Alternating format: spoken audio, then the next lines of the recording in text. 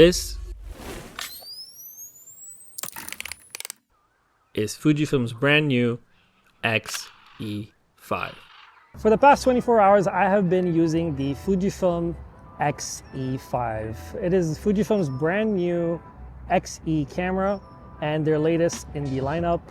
I've only had a few hours to play with it, so here are my first impressions on this brand new camera. The first thing that I do notice is the brand new design of the X-E5. This new design, I believe, is inspired by the GFX 100 RF, as the top plate is made of titanium. And with their new machines that they have in their factories, they're able to make these beautiful lines and curves in the camera itself, which enabled them to create something new, which is the film simulation dial, but instead of it being a dial on top, it is windowed, so it is underneath the top panel. And a lot of people did not like the film simulation dial. I was one of them, especially on the X-T50. But with the new X-E5, you get 3 new positions on the dial, which are FS1 to FS3, which you can actually customize to film recipes.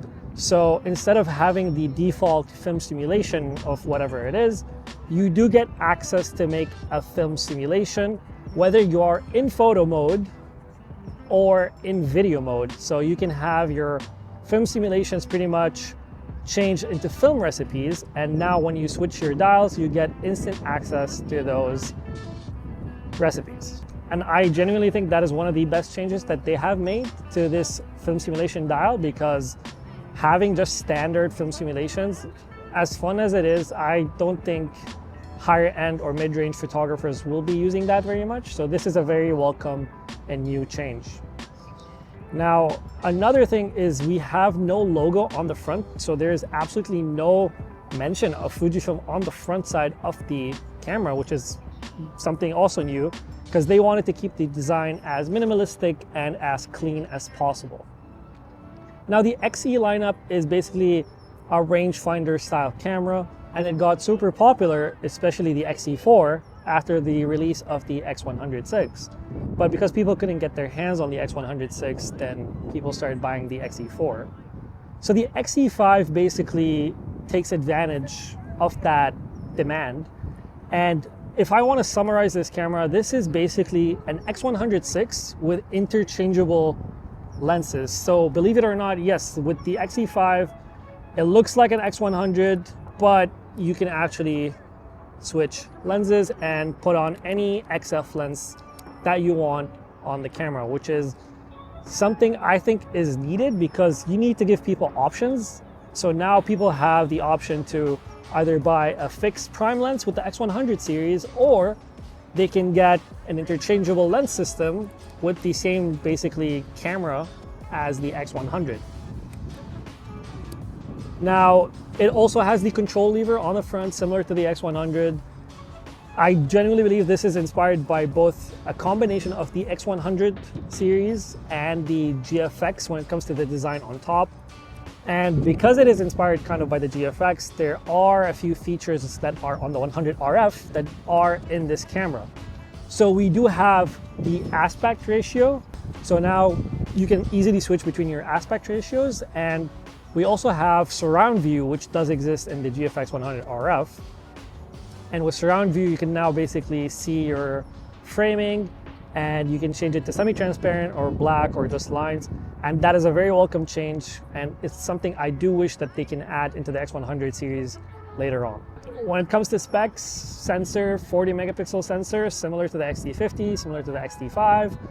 It is basically their newest sensor, and yeah, there's no issues there. X processor 5, latest autofocus features, AI autofocusing features, also no issues there. It's a very nice designed camera, very beautifully designed, to be honest. The titanium plate on top.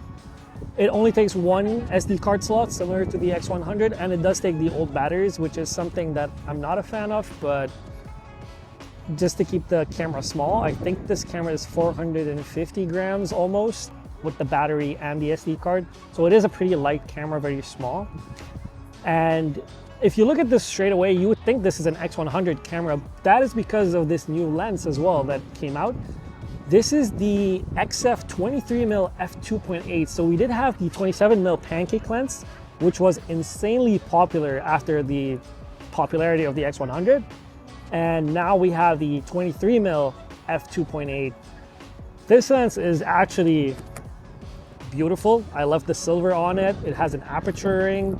It's very small, very flush. This thing is absolutely tiny. And I think if you're a person who cannot get your hands on the X100 but do want the X100 experience, this is the closest thing you can get to it.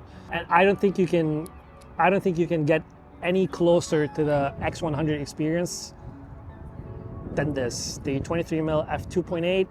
The 23mm, it is weather resistant. However, the X-E5 is actually not weather sealed. A bit of a disappointment, but you have to do some cost cutting at some point. This is only a first impressions video, so it's not really a review or a 2-week review. I will have a review within 2 weeks, but I do think this camera is a really good camera. We also do have 7 stops of IBIS in the center and 6 around the edges. And we do have a tilt screen that goes all the way up and flips.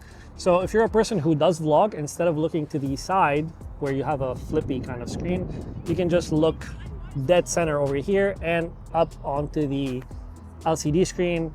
And I've tested this out with the 8mm, Fujifilm 8mm to vlog.